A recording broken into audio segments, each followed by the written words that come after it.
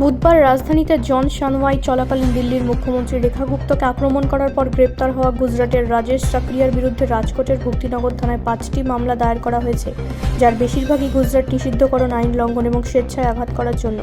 রাজকোটের আজিবাদ থানার কাছে বসবাসকারী তার মা ভানু খিমজি সাকরিয়া সংবাদ মাধ্যমকে বলেন যে 41 বছর বয়সী রাজেশ একজন কুকুর প্রেমী ছিলেন এবং দিল্লি কর্তৃপক্ষকে সমস্ত পথভ্রষ্ট কুকুর তুলে আশ্রয় কেন্দ্রে রাখার নির্দেশ দেওয়ার সাম্প্রতিক সুপ্রিম কোর্টের রায় তিনি বিরক্ত ছিলেন। কেন তিনি দিল্লির মুখ্যমন্ত্রীকে আক্রমণ করেছিলেন জানতে চাইলে তিনি বলেন, তার মন এমনই, সে যে কাউকে আঘাত করবে। সে আমাকে এবং তার স্ত্রীকেও আঘাত করেছে।